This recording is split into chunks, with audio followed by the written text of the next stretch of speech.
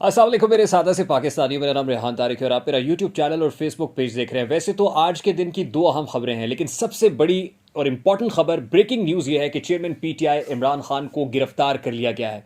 और इमरान खान को जिस अंदाज में गिरफ्तार किया गया है उसमें ना कोई मजामत हुई है, ना कोई रिटेलिएशन हुई है, बल्कि बड़ी आसानी से पुलिस एहलकार जमान पार्क में पहुंचे, घर के दरवाजे तोड़े गए और फिर उनको जिस वक्त गिरफ्तार किया गया तो वो दोपहर का खाना खा रहे थे।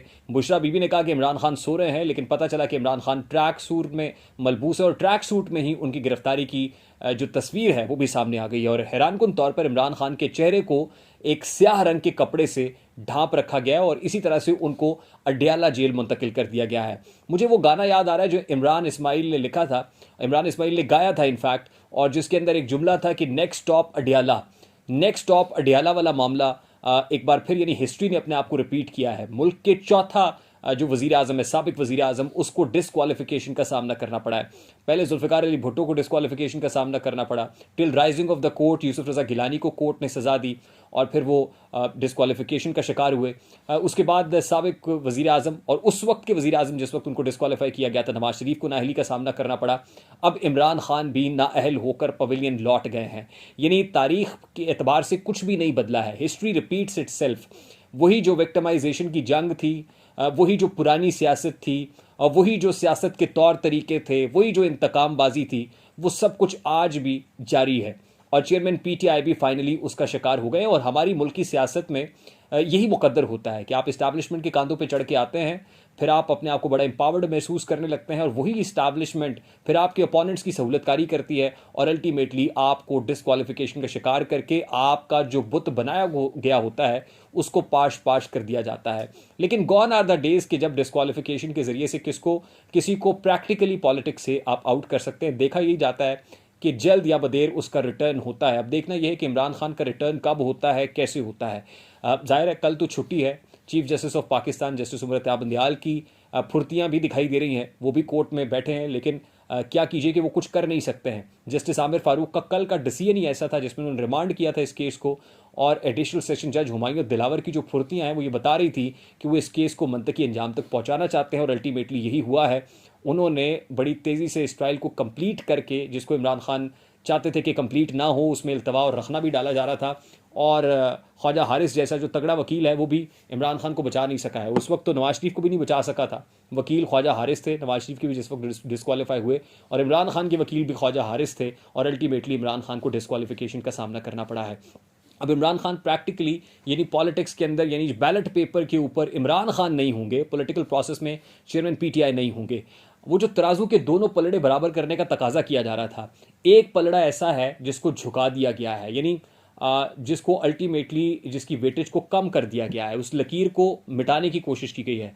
अब जो दूसरी लकीर पहले ही मिटाई गई हुई थी, इरेज्ड थी, उस लकीर को दोबारा कैसे ड्रॉ करना है, आने वाले दिन इसके लिए इंपॉर्टेंट होंगे।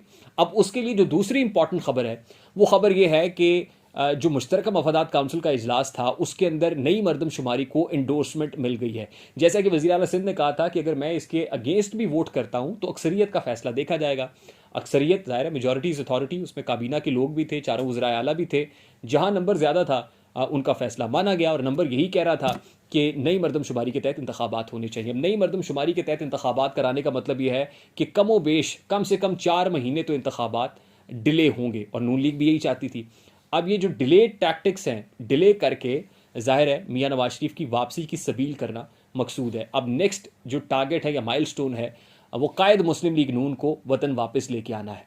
वो वतन वापस कब आते हैं, जाहिर है अभी तो आते हुए नज़र नहीं आ रहे। अब अल्टीमेटली उसके लिए सितंबर का इंतज़ार किया जा रहा था। सितंबर में मुरता बंदियाल साहब को जाना है, बंदियाल साहब के जाते ही लगता है कोई पटिशन आएगी और उस पटिशन के ज़रिए से उन फैसलों को रिवर्स कराने की कोशिश की जाएगी। और वैसे अभी हालात तो यही बता रहे हैं, जैसे जस्टिस आसिफ सईद खोसा ने गुफ्तगू की है निजी न्यूज़ चैनल के एक सहाफ़ी के साथ, और उसमें वो ये कह रहे हैं कि मुल्क में कुछ लोग मार्शला लगाना चाहते थे, 5 से 10 साल तक वो चाहते थे कि मुल्क अपने कब्जे में कर लें, तो हमने सवाल उठाया और अदालत ने मार्शला का रास्ता रोका। अब रेफर कर रहे हैं वो शायद बाजवा साहब की तरफ, उस वक्त की इस्टेब्लिशमेंट की तरफ, कि वो चाहते थे कि कंट्रोल वो संभाल लें। यानी अब वो जो अपने गुनाह है ना, उनको अपनी डर्टी लिनन को वो धोना चाहते हैं पब्लिक में आके, मीडिया के सामने, और बताना ये चाह रहे हैं कि भाई हमने तो नहीं किया था, ये तो हमने सिजिलियन माफिया और गॉड फादर, वो कहते हैं सिजिलियन माफिया का लफ्ज भी मैंने इस्तेमाल नहीं किया था, यानी आके अब सफाइयां पेश कर रहे हैं, उसी तरह क्लैरिफिकेशंस दे रहे हैं जैसे साकिब निसार साहब सहाफ़ियों को बुला के क्लैरिफिकेशंस देते थे। तो इसका मतलब आप समझ जाएं कि अब वो जजेस जिन्होंने वो फैसला लिखा था अल्टीमेटली उनके गर्दन तक भी हाथ पहुंच रहा है, और मियां नवाज शरीफ जो है उनकी वापसी का रास्ता भी हमवार हो रहा है।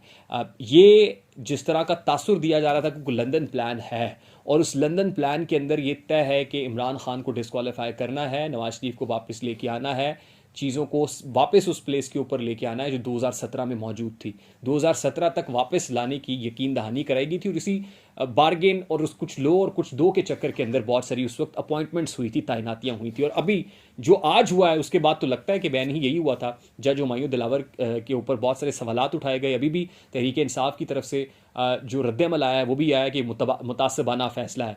और फिर हुमायूं दिलावर साहब से मुतालिक ये कहा जा रहा है कि अब उन्होंने भी बरतानिया की टिकट कटा ली है, और इस फैसले को देने के बाद वो बरतानिया जा रहे हैं, यानी उन्होंने अपना काम कर दिया है। बरतानिया में किससे जाके मिलेंगे, किससे शाबाशी लेनी है, इस बारे में मैं कुछ नहीं कह सकता।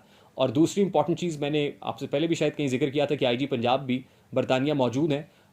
2 हफ्ते के लिए गए थे, लगता है वो इसीलिए गए थे कि किसी को ये ना लगे कि उनके होते हुए इमरान खान की गिरफ्तारी हुई है, या प्रैक्टिकली आईजी पंजाब उसको लाहौर में बैठ के मॉनिटर कर रहे थे, तो वो भी यहाँ पर नहीं है। इसका मतलब ये प्री प्लान्ड है, जो कुछ हुआ है एक तय प्लान के तहत हुआ है, मनसूबाबंदी के तहत हुआ है। आने वाले दिनों में इसका फ़ायदा किसको पहुँचेगा ये वक्त ही बताएगा। और फिर लग भी रहा है कि पीडीएम हुकूमत ने जो सख्त फैसले किए हैं उनको कहीं ना कहीं ये कमिटमेंट है, यकीन दहानी है कि आप जितने मर्जी सख्त फैसले करें, रियासत बचाएं, आपको हम खुद ही बचा लेंगे। मुझे रेहान तारिक को इजाज़त दीजिए, अपना बहुत सारा ख्याल रखिएगा। अस्सलाम वालेकुम।